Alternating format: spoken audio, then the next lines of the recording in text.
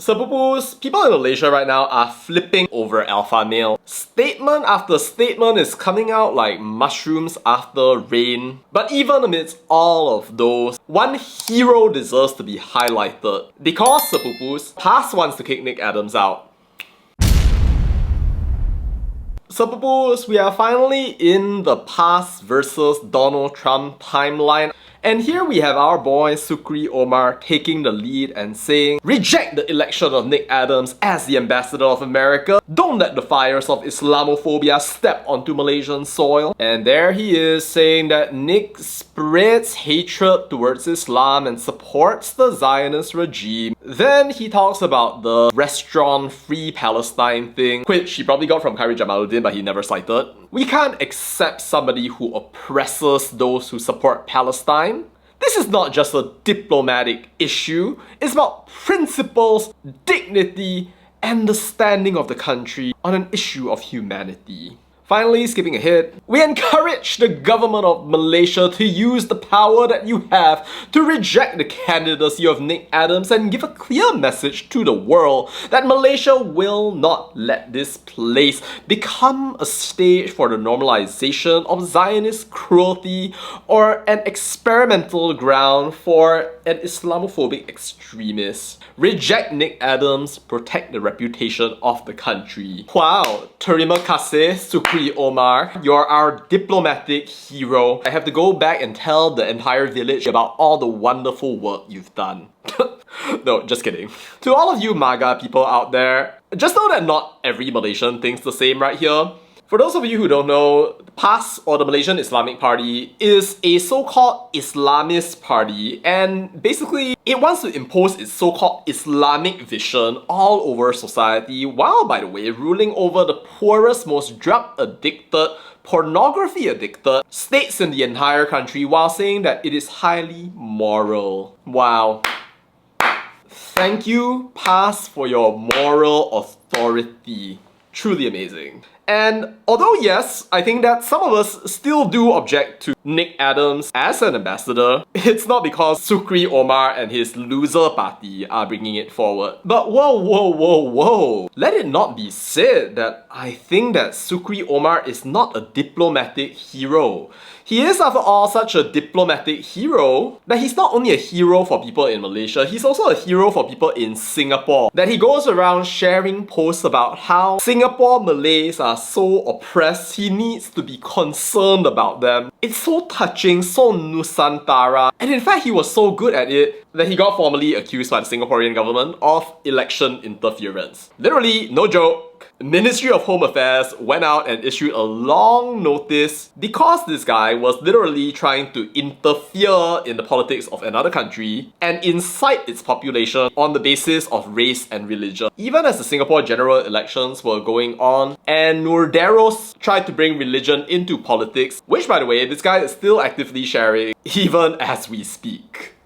It doesn't matter that KJ and Zaid Ibrahim already talked about this days ago. It doesn't matter that he is literally endangering our relationship with Singapore. When this guy only came in because he wanted to stop being irrelevant in PAS and fight against Nick Adams, even though his party wants to destroy the constitution and the monarchy of the country, because he's such a hero. But you know, jokes aside though, Sepupus, I think that you're seeing the pattern right here. Sukri Omar is not your hero. This is not somebody who is actively defending us out of the goodness of his heart. This is somebody who's literally endangering our diplomatic relationship by trying to get involved in other countries' affairs and then now wants to be topaling diplomatic defender. All because why? Because allegedly it's religion. Or rather, his insidious, opportunistic, and opportunity-grabbing type behavior, if not through race and religion, then by acting like they're on the side of justice. And you know, I'm not surprised considering that somehow or another he has 50.9 thousand followers on Instagram, but his posts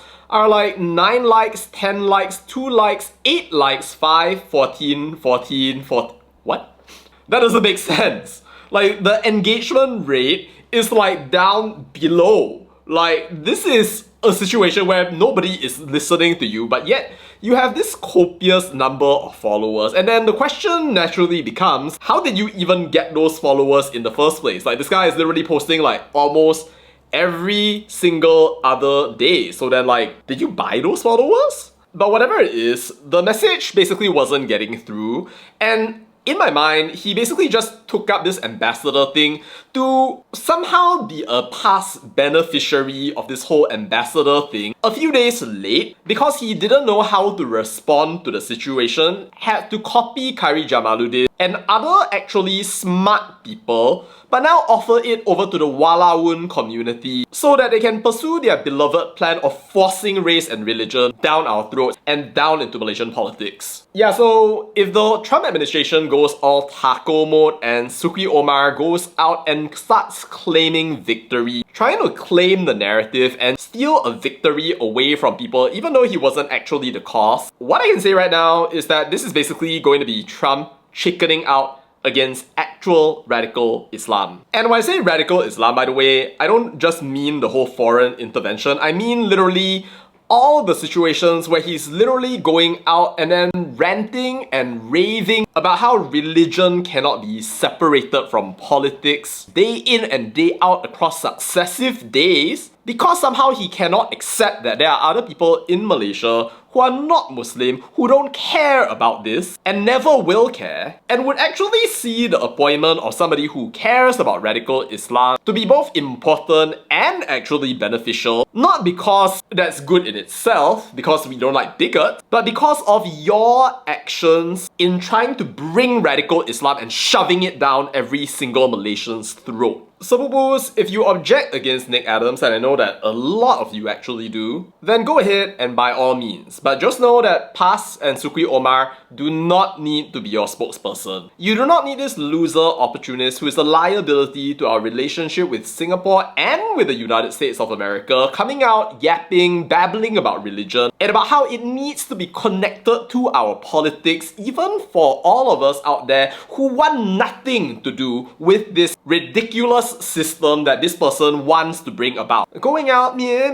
trying to appear on newspapers while trying to make statement after statement because you've either been shadow banned on social media or you bought your followers. Well, them's the breaks, and that's the story of how PAS apparently wants to fight Donald Trump. And oh, what a shame that things have to be the way that they are. After all, both of them have so much in common. What with MAGA saying that the Epstein client list doesn't exist, and PAS trying to defend GISB. Which is depraved, and it's wild that you're defending this. But yeah, like, whatever it is, I wish PAS the best. Good luck on trying to defend Malaysia's sovereignty. But maybe stop making us get closer and closer to a regime change because of your thoughts, words, and unwelcome actions. Because I think that you're getting kind of close. Alright, that's all to say about that, and bye.